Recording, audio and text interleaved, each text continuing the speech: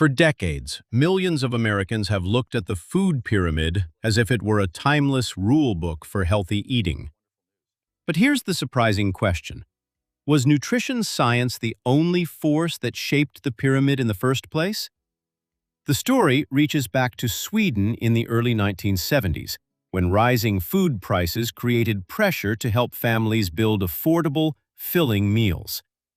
Early Swedish food guidance separated inexpensive staples from foods that were more costly, and a pyramid-style graphic was later introduced to make those recommendations easier to understand. But we should be careful with the claim that the food pyramid was created purely because of an economic crisis, or that it had no scientific basis at all. The historical story is more complicated than that. What matters today is what happened afterward.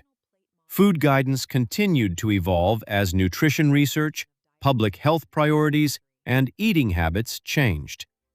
And that raises a much bigger question. If the evidence has changed, should the way we build our plates change too? If the old food pyramid taught generations of Americans to build their meals around grains while keeping fat to a minimum, today's nutrition conversation looks very different. The emphasis is increasingly shifting toward diet quality, adequate protein, healthier sources of fat, fruits, vegetables, and foods that are minimally processed. But this does not mean grains have suddenly become bad, or that eating more fat is automatically healthier. The type of food, portion size, overall dietary pattern, and a person's health needs still matter. That distinction is important because nutrition science rarely supports replacing one extreme with another. Instead of asking whether carbohydrates or fats are the enemy, a better question is, what combination of foods actually supports your health over the long term? And once we look beyond the shape of a pyramid, one factor may matter even more: the degree to which the foods on our plates have been processed. Brazil offers an interesting clue about where modern nutrition thinking may be heading. Instead of asking only whether a food belongs to the grain, protein, dairy, fruit, or vegetable group, Brazil's dietary guidance also draws attention to how much that food has been processed. Think about the difference between preparing beans, vegetables, eggs, or fish at home and opening a packaged product engineered with refined ingredients, added sugars, excess sodium, flavors, and other additives. The foods may provide similar calories, yet they can create very different eating patterns. This is why minimally processed foods can be a practical foundation for everyday meals, while ultra-processed foods are generally better limited, rather than treated as everyday staples. The goal is not perfection or banning every packaged food. It is to make the less processed choice more often. And once we do that, another question becomes important. Are we getting enough protein as we grow older? As we focus more on real, minimally processed foods, another question becomes especially important with age. Are we getting enough protein to maintain the body we depend on every day? The source describes a major shift from roughly 0.8 grams of protein per kilogram of body weight toward 1.2 to 1.6 grams per kilogram per day, while expanding the conversation beyond lean chicken to foods such as eggs, fish, dairy, legumes, and red meat. However, those specific numbers should not be presented as a universal new government recommendation without confirming the official guidance. Protein needs vary with age, body size, activity level, total diet, and health status. For adults over 50, preserving muscle becomes increasingly important, but simply eating as much protein as possible is not the answer. Quality, distribution across meals, and the overall dietary pattern matter too. And this leads directly to another debate that has changed dramatically over the years.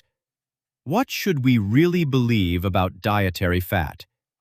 For years, dietary fat was often treated as something to minimize, but today the conversation is far more nuanced. Foods such as olive oil, butter, and animal fats are frequently discussed alongside questions about cooking methods, processing, and overall diet quality. The source goes further by criticizing seed oils and suggesting that relatively high amounts of saturated fat may be harmless or even ideal. Those claims, however, should be treated cautiously because the evidence does not justify labeling all seed oils as toxic or assuming that 30 to 60 grams of saturated fat per day is appropriate for everyone. A more responsible approach is to focus on the overall dietary pattern and favor well-supported unsaturated fat sources, such as olive oil, nuts, seeds, and fish, while keeping saturated fat in perspective. The real lesson is not that one fat suddenly became good and another became bad. It is that fat quality matters, and so does what the fat is replacing in your diet. One of the clearest lessons in this nutrition debate has little to do with choosing sides between carbohydrates and fat. The degree of processing matters. Added sugars can hide in everyday foods, such as sweetened drinks, desserts, breakfast products, sauces, crackers, and packaged snacks, while ultra-processed foods can make it surprisingly easy to consume more calories, sodium, refined carbohydrates, and added sugar than we realize. That does not mean every packaged food is unhealthy or that you must eliminate sugar completely.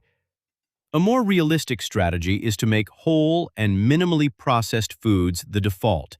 Vegetables, fruit, beans, eggs, fish, plain dairy, nuts, and intact whole grains when appropriate, while treating highly processed foods as occasional choices rather than daily staples. Start with something simple. Read the ingredient list and replace just one heavily processed food you eat regularly.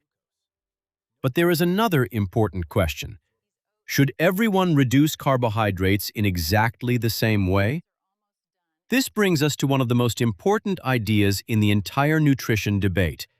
There is no single eating pattern that works perfectly for everyone. A metabolically healthy, active person may tolerate a different amount of carbohydrate than someone who is overweight, has insulin resistance, or is managing a chronic condition. The same principle applies to protein and fat. Age, activity level, medications, kidney function, food preferences, and overall health can all influence what is appropriate. That is why broad dietary guidelines are better viewed as a starting point, not a prescription written specifically for you. Someone trying to maintain good health may have different nutritional needs from someone working with a healthcare professional to improve metabolic markers. The goal should not be to copy the most restrictive diet online. It should be to build a sustainable eating pattern that fits your individual needs and adjust it when your health changes. As we get older, protein becomes especially important because maintaining muscle can become more challenging. Beginning in midlife and continuing into our 60s and beyond, age-related changes can reduce muscle mass, while older muscle may respond less strongly to the same protein stimulus, a phenomenon often called anabolic resistance. This does not mean everyone over 60 should immediately adopt a very high-protein diet. The source suggests 1.6 to 2.2 grams per kilogram of body weight per day for certain people, but that range should not be treated as a universal recommendation. Individual needs depend on body size, activity, overall calorie intake, health status, and medical conditions. A safer, practical approach is to include quality protein across meals and pair adequate nutrition with regular resistance activity. People with kidney disease or other conditions affecting protein needs should seek individualized medical guidance. More protein is not automatically better. The right amount for the right person is what matters. That brings us to grains, where the most useful question may not be simply grains or no grains, but which grains and in what form. Steel-cut oats, millet, wild rice, and brown rice retain more of their original structure than many highly refined grain products, while ancient wheat varieties such as einkorn, emmer, and spelt are also discussed in the source. But we should be careful with claims that modern wheat itself causes widespread gluten sensitivity or that ancient grains are automatically easier for everyone to tolerate. The evidence is more complicated. For most people, choosing less refined, fiber-rich whole grains can be a reasonable part of a balanced diet. People with celiac disease or medically diagnosed gluten-related conditions need different guidance, and ancient wheat varieties still contain gluten. So instead of fearing every grain, focus on processing, portion size, individual tolerance, and the overall meal. That leads to the final lesson. Nutrition works best when guidelines are adapted to the person, not followed as rigid rules. The biggest lesson from this entire nutrition debate is that a food pyramid can be a useful starting point, but it cannot know your body. Two people can eat similar meals and still have very different needs because age, activity level, metabolic health, allergies, food sensitivities, medications, and medical conditions all matter. Instead of turning carbohydrates, fat, or any single food into the enemy, focus first on what has broad, practical value. Build most meals around nutrient-dense, minimally processed foods. Include appropriate sources of protein, eat a variety of fruits and vegetables, and limit added sugars and ultra-processed foods. Then, adjust the details to your individual needs. If you have diabetes, kidney disease, cardiovascular disease, food allergies, or another medical condition, major dietary changes should be discussed with a qualified healthcare professional. The goal is not to follow one perfect pyramid. It is to build an eating pattern you can safely sustain for years.